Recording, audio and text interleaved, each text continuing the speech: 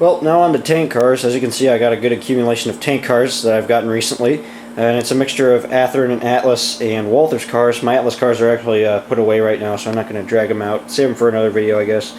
But the ones you'll be seeing here are the Athearn Genesis cars, Athearn RTR series, and then the Walther's cars. And to start, I got this really nice set of Procore cars, which I got. And with these, I tried to make them look like brand new cars. You can see I didn't really weather them too heavily. You can see you get the blue bearing caps, rusty metal wheels, and then the rusty couplers indicating that they might have been refurbished recently. I do need to replace the couplers on these still. I just weathered them on the models stand-ins until I can get my order in. And I have the knuckle couplers, which are the double shelf couplers for tank cars, which is an FRA regulation for all tank cars to have those, like the ones you see there.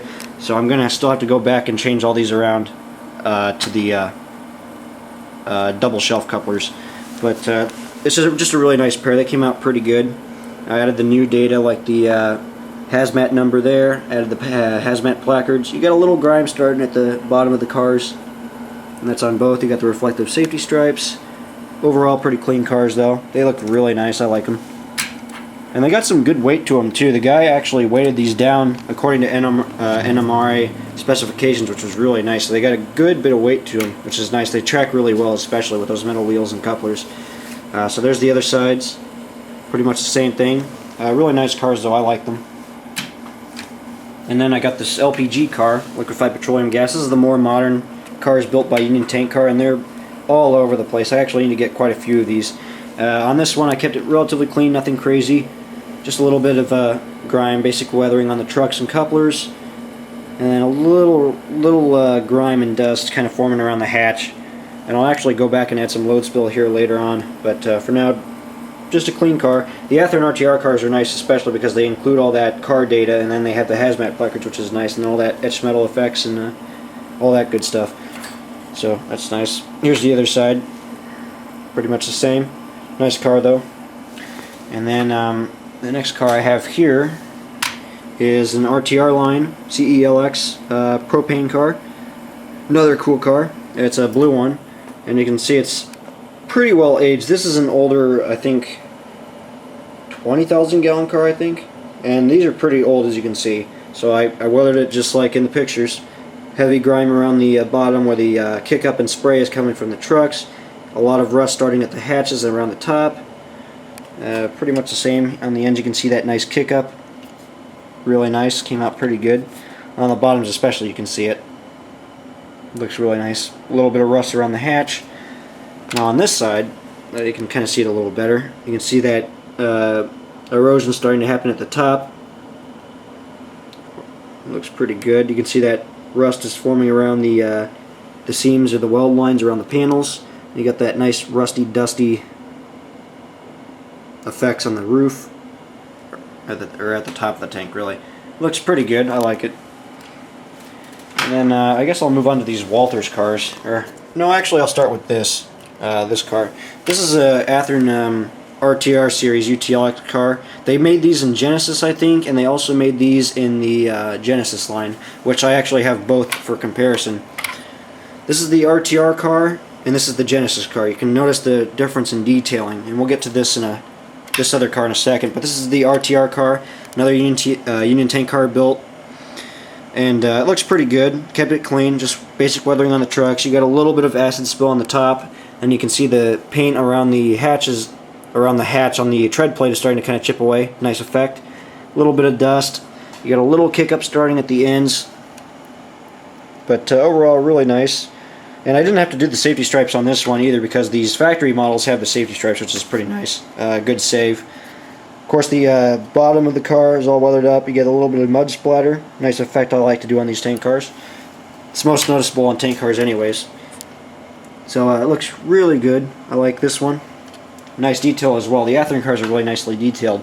And then with the difference between the Athearn cars is that the Athearn Genesis and the Athearn RTR line is that the Genesis line goes a little further in detailing and adds the coupler lift bars and the air hoses, and I think even a little more pipe detail, but I'm not sure. This is a CMTX car, and this is a little more dirtier, as you can see. Good bit of weathering. The sides are relatively clean. It's just mostly around the bottom and around the ends where it's going to be the most dirty. You got that nice kick-up spray. Looks good. Safety stripes. hazmat placards, all that good stuff. Then on the bottom you can see that really nice pipe detail, which is nice. The only downside I don't like with these, really more of these modern tank cars compared to say simple Walthers cars that don't have much detailing, these are a little more harder to weather, especially if you're hand weathering them. You have to be very careful with all that piping because you can damage it easily. That's the only catch with these really. But on the top, pretty simple, relatively clean. You got a little acid spill down this side, kind of starting to eat away at that paint. These things really rot is the problem with these acid cars because what they haul, like they haul a lot of corrosive chemicals, so they kind of corrode easily. And as you'll see, we'll get into that in a minute on some other cars. I'll show you that acid erosion effect. That's the other Genesis car though. Pretty nice. Now I got quite a few of these Genesis 20,000 gallon cars, as you can see, and I guess I'll go ahead and start with this one. This is the first car. On this one I did some acid erosion like I was mentioning, and this is what happens after a few years of time. That acid starts to kind of spill over the side and it starts to eat away around the top, and then it slowly starts to run down the sides, as you can see, and it looks really cool, and that's why I wanted to model it. And with these cars it's a must. A lot of them have it. Actually, most of them have it. Some are pretty clean, some are very dirty, so you either have the choice. You can either model one that's clean or one that's dirty. You got a few hand-drawn tags, custom safety stripes on this side, nice dirty wheels and whatnot. Another nice feature about the Genesis cars is how the roller bearings work, as you can see. A nice feature with these cars. So there's the first GATX car. This next one's a little cleaner, but again the same thing, a little weathering, safety stripes, a little bit of acid erosion just starting, just baby erosion really, just starting. Here's the other side, looks good.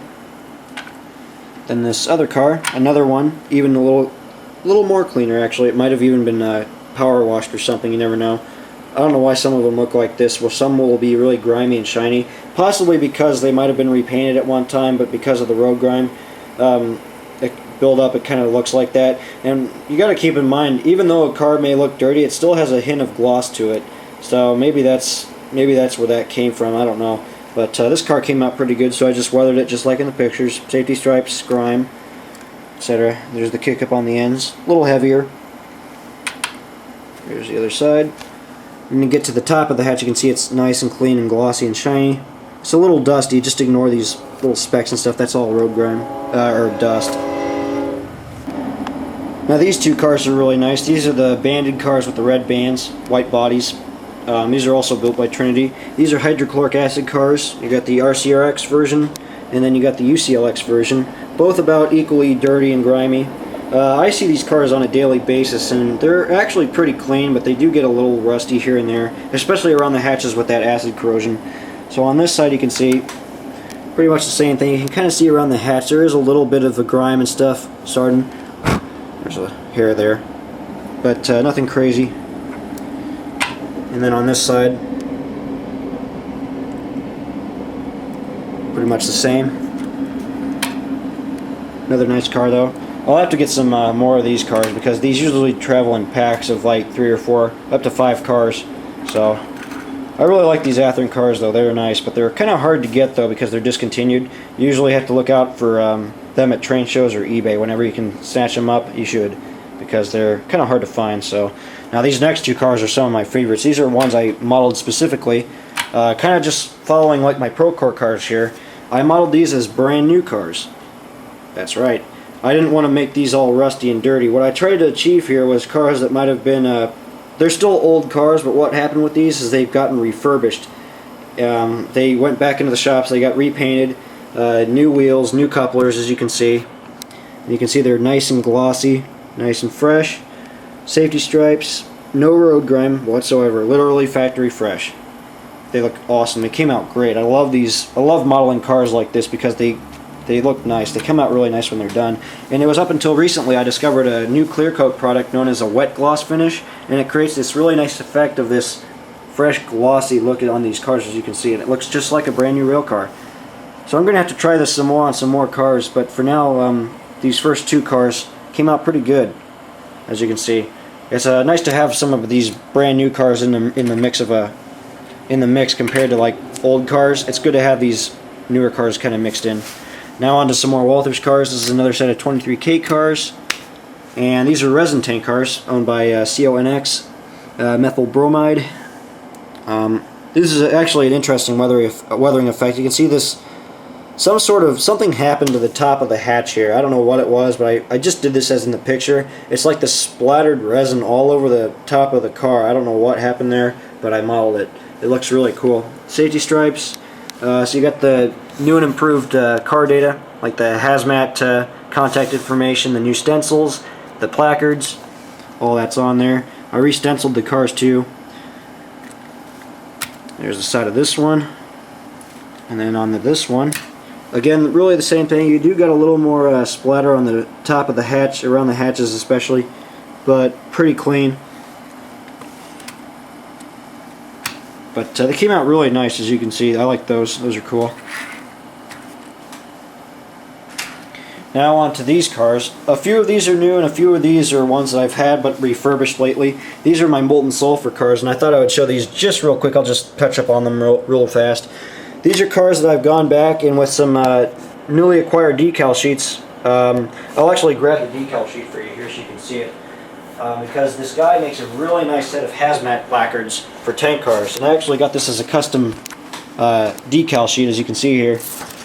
This is a hazmat decal sheet for all the modern tank cars for all their loads, like combustible liquid, for example, flammable liquid, chlorine, etc. And this is a really nice sheet if you're doing tank cars, because tank cars have a requirement. If they're hauling something dangerous, anything like that, then they're going to have to be hazmat placard. It's a requirement by the FRA. So it's important, and I figured if I'm going to model these cars, I better do it right. So I got this sheet of hazmat placards, and one of the big challenges on my cars right now is to go back and add the hazmat placards to these. Since a lot of these ready-to-roll models from Walthers and a few of them from Athearn don't have them, but that's what's nice about the newer Athearn cars like these, is that they already have the factory-made hazmat placards, which is definitely nice.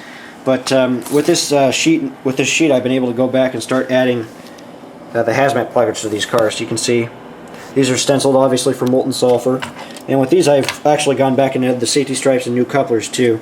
But these all feature those new hazmat placards, new car detailing, new stencils and stuff like that. A little heavy weathering, kind of upgraded weathering. Of course, they all have the safety stripes, new couplers, so that's nice. These are all good to go. I actually plan on building a molten sulfur train eventually, but I don't know when I'll get around to that. Alright, now on to the fun part, locomotives. And this is a mix of Kato and Athearn engines. I've recently been buying a few Kato engines too lately. I've kind of trying to expand my fleet of locomotives, especially with modern GE power. Since the majority of my fleet is all AMD, as you could tell, so I need to start buying some more Katos, maybe even get some Gevos eventually.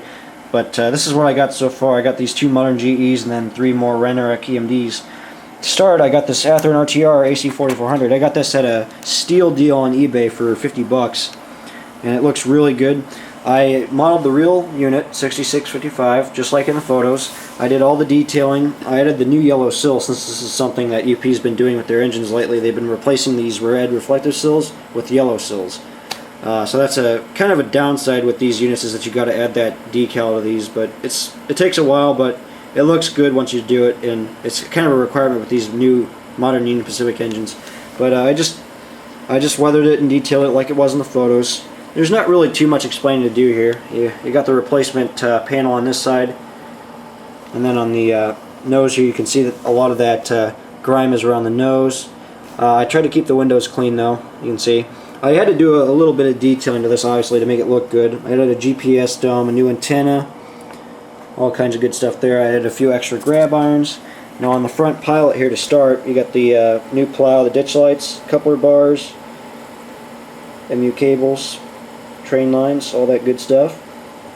I did add some grab irons, as you can see. Those are new grab irons that weren't included in the model that I had to add, which was no real big deal. You know, on this side, pretty much the same. I did do the sanding lines on the trucks too as well. I had some spare Kato parts, so I thought I would fabricate those to fit the Athearn trucks, and it looks a heck of a lot better. But the weathering on this came out awesome. I don't have the picture of the real 6655 to compare, but it looks just like this in real life, so it came out perfect. The only thing I do need to do still is I need to get a K3 horn casting so I can replace this P3, because the real 6655 has a K3 horn, not the P3. or nicknamed the Dime a Dozen K3s, jokingly by rail fans. So that's my AC 4400. I do need to get another one of these, and then I need to start buying some GEVOs. So that's actually my first AC unit. And I'll actually probably use that as a DPU helper or something like that, since that's usually what it does. This is a Kato Dash-9 next up, and this is number 9706. Again, modeled just like in the photos. I did a lot of extra detailing to it. I had the coupler bars, the MU cables, the new pilot plow. All the grab irons are installed, and on the nose here you can see I did a lot of fading and patchy effects where the paint is starting to kind of peel off and it's been faded. It's obviously been out in the desert a while. The roof especially came out really good, as you can see. You got a nice bit of fading, you got some fire damage too. I think this unit had some fire damage from something.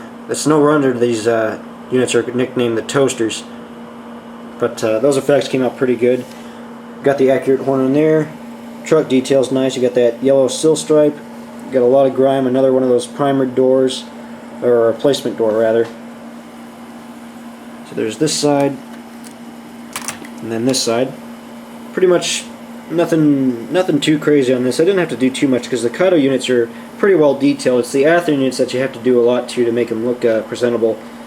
But it came out pretty good. Excuse me, I like it. The only downside I find with these Kato units is the fact of the lack of coupler bars, especially on these older GEs. This is one of their earlier run of Dash-9s, I think from the 90s, and after all this time it still runs good, but the problem was they don't include coupler boxes. And if you're installing modern knuckle couplers like this on this, they stick out too far on the stock Kato model, so what I had to do was modify a coupler and then add modified KD coupler boxes to this. So that's the downside with these units, but I think the modern Kato GEs have coupler boxes, which is a much needed improvement. So I'll have to buy some more of these, but I wasn't going to pass this up. This was too much of a good deal. I got this again for about 45-50 bucks on eBay. Not bad for a used engine. It still runs great too. I actually went in and tuned up the engine, so it's all good. So that's my two GEs. We'll go ahead and move on to some EMDs. This is an Athearn RTR SD40, an original first Union Rail SD40 leaser, 3031. This is actually an ex-Pennsylvania Railroad SD40. But with this one I did a lot of detailing to it. Since it's the old RTR line, I had to do quite a bit to it. Weathering wise, it's pretty clean. I tried to make it look relatively clean. I did darken the grills, obviously, as you can see. Then I did the grime on the trucks, the fuel tank. I had the fuel tank detail parts.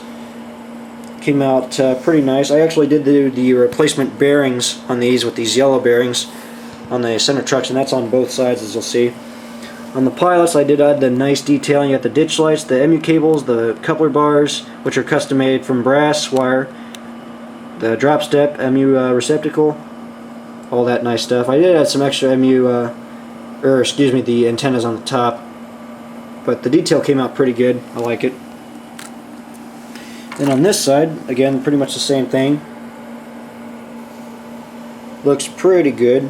It should be grimed up a little more, but I like this paint scheme enough that I didn't really want it to look too dirty. On my road I can kind of say what I want, but maybe, who knows, maybe this unit was power washed or whatever before it was sent back into lease service. And surprisingly, these first Union locomotives have been disappearing like flies. Most of them that are actually even still around are owned by CITX or GCFX, which is disappointing, and a lot of them just either got scrapped or put in storage. Most of the original Furix units, but Furix 3031 has withstood the test of time. So it's currently sitting at NREX. I don't know what they're going to do with it though, but I just modeled it up to date, just like it is. Came out pretty good. I was glad I got this back because I actually sold my original 3031, as you remember. But I recently got it back. I got this one on eBay. There's the detail on the back. Got the knuckle brackets, MU cables, airlines, the custom coupler bars, drop steps, MU receptacles. Pretty nice unit, looks good. Now this is something really interesting here. These are LTEX leasers, and I actually got a complete set now, and we'll get to that.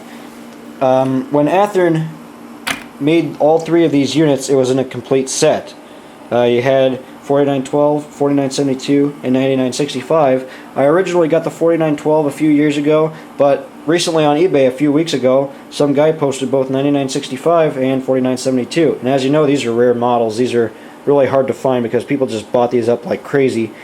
But I was lucky enough to get them as a complete set, and I paid quite a bit for these too. I paid about $120 a piece for these units, brand new. But I'm glad I got them because it's a complete set now. And like I said, these are pretty rare, so odds are I won't be seeing more of these on the eBay anytime soon, so I'm glad I snatched them up. We'll go ahead and start with 9965. This unit's currently with the NE, but the Nebraska Northeastern recently shut down, so whether or not this unit will continue to live on, I don't know. It'll probably get scrapped. But these are all original SD45 T-2s with a 20-cylinder blocks. The 9965 is rumored to have been rebuilt before EP sold it, though. I don't remember. That's actually the reason why it's it has that unusually high number, is because they made room on their roster for it before they sold it. They renumbered it to 9965, which is the reason why it has that unusually high number compared to the low standard 4900 series on these units.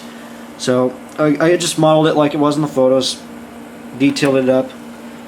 New plow, coupler bars, MU cables, ditch lights, all that good stuff. I improved the patching, added a few extra decals, relocated the AC unit, the horn.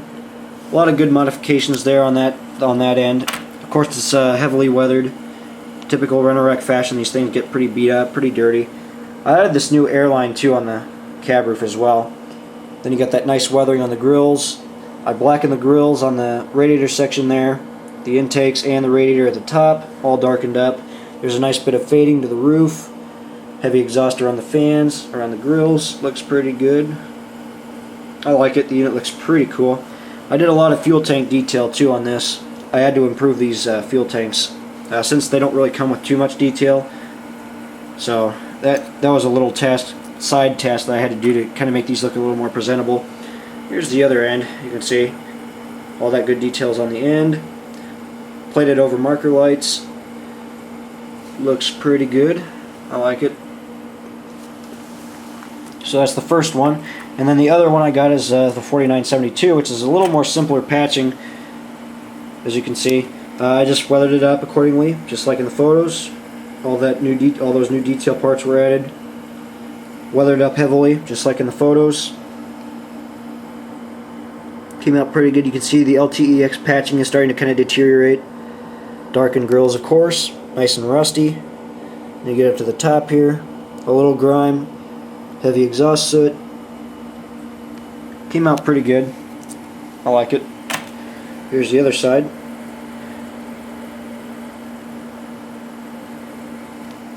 And then this side, the other side.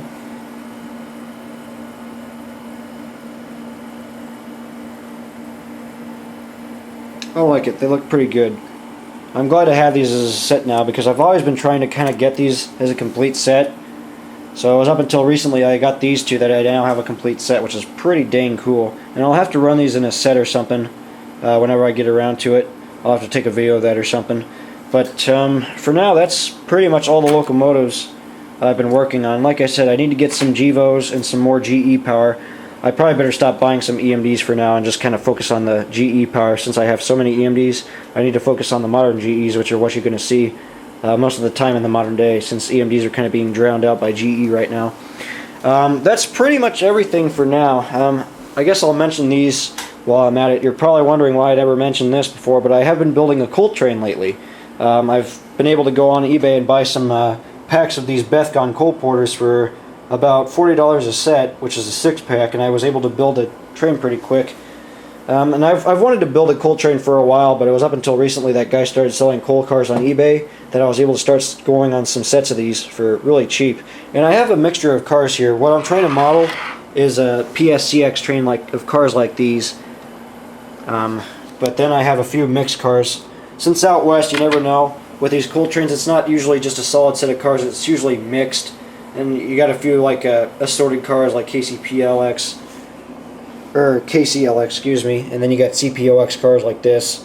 So I was trying to model that kind of a mixed train really with these, but again trying to keep it as a PSCX train. Now with all these cars, they've all been hand weathered, which was pretty time consuming, I mind.